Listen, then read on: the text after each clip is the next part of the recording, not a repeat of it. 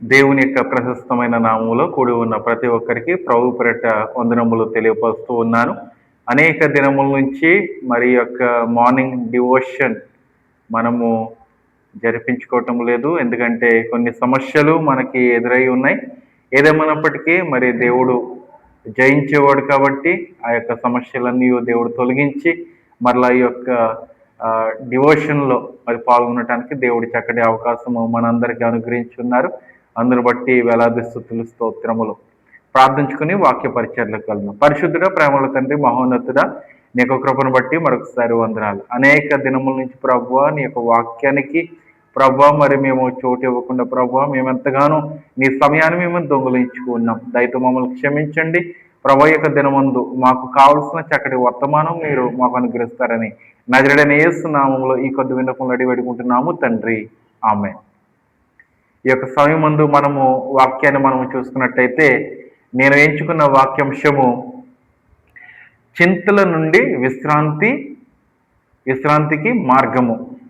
చింతల నుండి విశ్రాంతికి మార్గము అనే అంశం ద్వారా దేవుడు ఈ రోజున మనతో మాట్లాడబోచు ఉన్నాడు.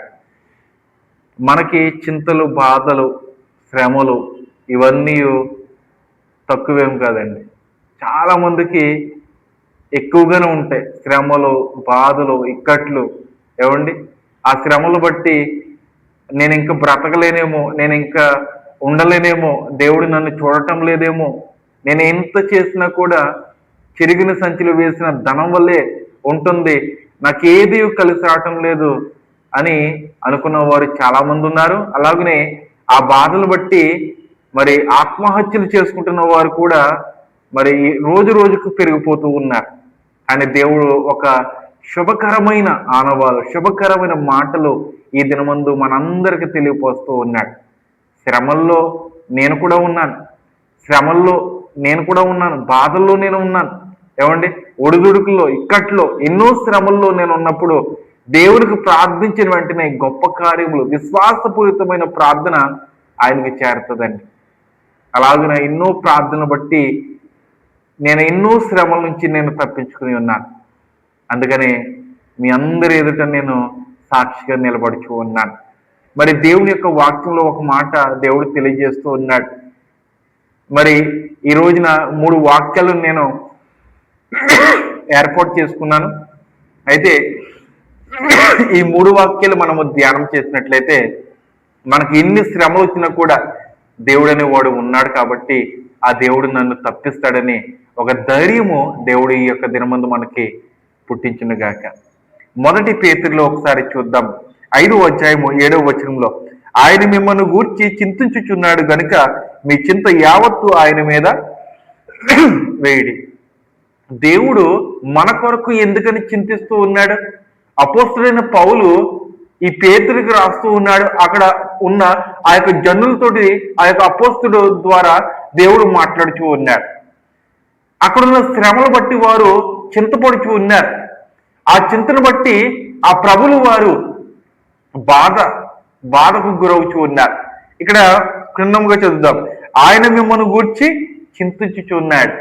ఈ పరిశుద్ధ గ్రంథంలో ఆయన అన్నారు అంటే ప్రభులైన వారు, దేవుడు ఆయన మిమ్మల్ని గూర్చి చింతిస్తూ ఉన్నారు.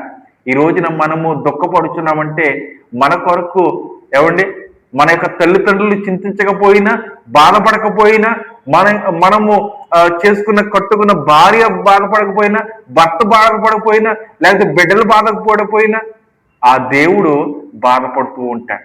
ఎందుకో తెలుసా? నేను ఇంతవరకు వారిని పెంచి ఉన్నాను, ఇంతవరకు నేను పోషించి ఉన్నాను, ఇక మీదట కూడా నేనే పోషిస్తాను, నేనే వారిని ఆదరిస్తాననే ఒక ధైర్యము నేను వారికి ఇచ్చి నేను వెళ్ళి ఉన్నాను. ఏమండి యోహాను సువార్త 14వ అధ్యాయం 1వ వచనంలో కలవరపడని యొద్దు నీ యొక్క హృదయాలను ఉన్న దేవుడు ఒక చక్కటి వాగ్దానం ఇచ్చి ఆయన పరలోకానికి ఆరోహణమై ఉన్నాడు. అయితే ఈ దినమందు మనకి ఎన్ని శ్రమ వచ్చినా కూడా, ఎన్ని ఇక్కట్లు వచ్చినా, ఎన్ని బాధలు వచ్చినా కూడా మనము కలత పడుతూ ఉన్నాం. ఏమండి ఇంకా ఈ యొక్క బాధలు ఎవరు తీర్చలేరు అనే ఆలోచనలకు వచ్చేస్తూ ఉన్నాం. కానీ మన యొక్క బాధలను తీర్చే దేవుడనే వాడు ఒకడున్నారు, ప్రభులైన వారు. ఏమండి ఆ దేవుడు మన కొరకు ఆయన చింతిస్తూ ఉన్నాడు. నేను వారి కొరకు నేను ప్రాణం పెట్టి ఉన్నానే, నేను వారి కొరకు నేను జీవించున్నానే, నేను వారి కొరకు ఈ యొక్క లోకానికి నేను వచ్చి ఉన్నానే, నన్ను వారు చదువుచూ ఉన్నారు, నన్ను సొంత రక్షకునిగా ఎరిగి ఉన్నారు, నాలో బాప్తిసము తీసుకున్నారు, ఆయనను కూడా వారు చింతపడుచు ఉన్నారే, వారు ఇంకనూ బాధపడుచు ఉన్నారే అని ఆలోచనతోటి ఆయన ఉన్నాడు. ఆయన బాధపడుచున్నాడు. నీ కొరకు, నా కొరకు, మనందరి కొరకు ఆయన బాధపడుచు ఉన్నాడండి. అందుకని ఈరోజు పిలుస్తూ ఉన్నాడు. నీకు ఎంత చింత ఉన్నా కూడా, నీకు ఎంత బాధ ఉన్నా కూడా, నీకు ఎన్ని అప్పుల బాధలు ఉన్నా కూడా దేవుడు నీ అప్పుల భారం నుంచి దేవుడు తొలగించునుగాక. ఇంకా మాట, గనుక మీ చిత్త యావత్తు ఆయన మీద వేయుడి. సమస్త జనులారా నా యొద్దకు రండి, నేను మీకు విశ్రాంతిని కలగజేస్తానని ఆయన వాగ్దానం ఇస్తున్నాడు. ఆయన మాట తప్పే దేవుడు కాదు.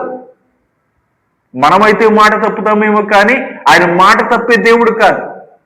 ఆయన మాటను యుగ యుగాలు ఆయన నెరవేర్చుకుంటాడు. కనుక మనమైతే మాట తప్పుతాం, ఆయన మాట తప్పడం. నీకు ఎన్ని శ్రమలు వచ్చినా కూడా దేవుని యొద్దకు రా, దేవుని కొరకు ప్రార్థన చేయి, దేవుని కొరకు ప్రయాసపడు. నీ ప్రయాస ఎప్పుడునూ వ్యర్థము కాదు. నువ్వు చింతపడుచున్నావంటే ఆయన బాధపడతాడు. ఏమండి, నువ్వు బాధపడుతున్నావంటే నీ ప్రక్కన వారికి ఎంతగానో సంతోషం ఉంటారు. ఏమండి, అవును కదా. మనం బాధపడుతుంటే మనమంటే నచ్చని వారికి ఎంతో సంతోషము, కానీ ఆ దేవునికి ఎటువంటి పక్షపాతము లేదు.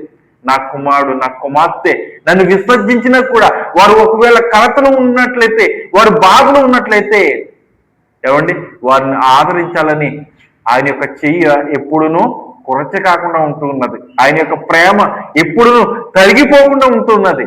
అంతటి ప్రేమ కలిగిన దేవుడు మనకున్నాడు.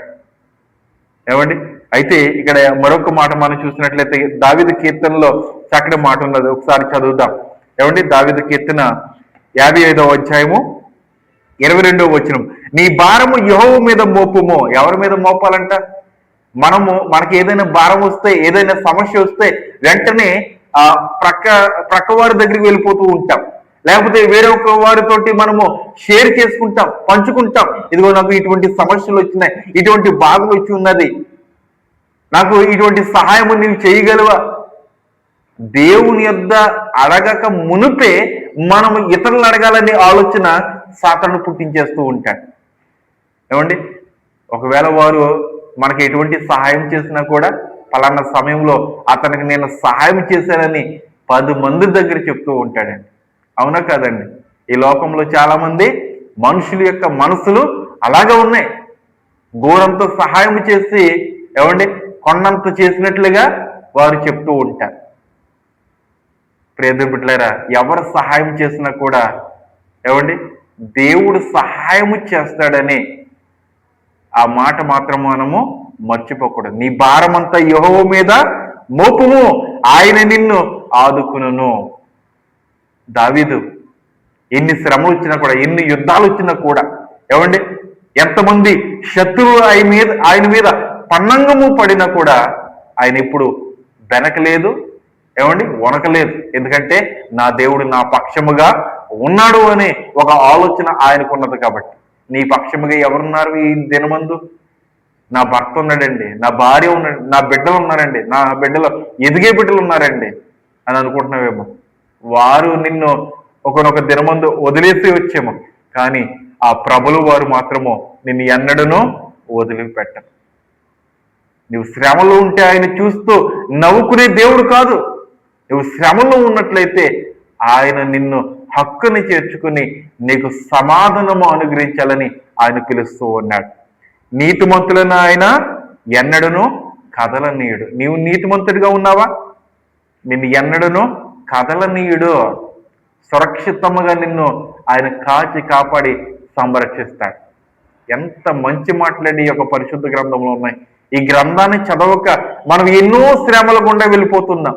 ఎన్ని శ్రమలు వచ్చినా కూడా ఆ శ్రమలు బట్టి మనము కలత చెందుతున్నాం. ఎందుకంటే ఈ యొక్క గ్రంథంలో ఉన్న వాక్యాలు మనం చదవటం లేదు. ఈ వాక్యాలను మనము ధ్యానం చేసినట్లయితే ఈ యొక్క వాక్యాలు మనకి సమాధానం అనుగ్రహిస్తూ ఉంటాయి.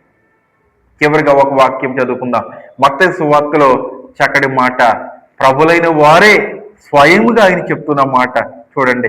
28వ వచనం, 11వ అధ్యాయము 28వ వచనం మత్తయి సువార్త.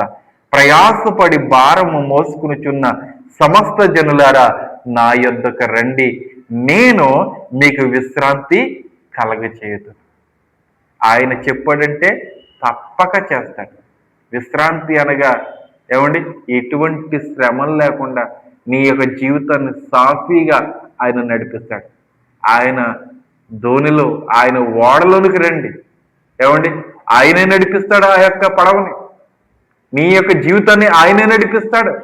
నాకు ఉద్యోగము లేదు, లేకపోతే నాకు రుణభారములు ఉన్నాయి, లేకపోతే నాకు వివాహం జరగటం లేదు, లేకపోతే ఎన్నో సమస్యలు ఉన్నాయి, నేను గృహం కట్టుకోలేకపోతున్నాను, సమాధానం లేదు నా యొక్క కుటుంబంలో అని ఆయన యొద్దకు వచ్చినట్లయితే ప్రభుని యొక్క జీవితాన్ని మార్చేస్తాడమ్మ. నీ జీవితాన్ని మార్చడానికి ఆయన సంసిద్ధముగా ఉన్నాడు. ఈ దినమందు ఎటువంటి ఆలస్యం చేయక, ప్రభువా ఇంతకాలము నేను చేసిన ఈ నిర్లక్ష్యాన్ని బట్టి నన్ను క్షమించు ప్రభు, నన్ను హక్కుని చేర్చుకో, నాకున్న శ్రమలన్నీ నువ్వు తొలగించంటే ఆయన తప్పక ఆ శ్రమల నుంచి నేను విడుదల దయచేస్తాడు. ప్రార్థన చేసుకుందామా? ప్రార్థనలో జ్ఞాపకం చేసుకోండి. సహోదరుడు నల్లి ప్రవీణ్ గారి కొరకు మనము ప్రార్థిస్తూ ఉన్నాం. దూరదేశంలో ఉన్న వారి కొరకు మనం ప్రార్థిస్తూ ఉన్నాం. ప్రార్థించుకుందాం.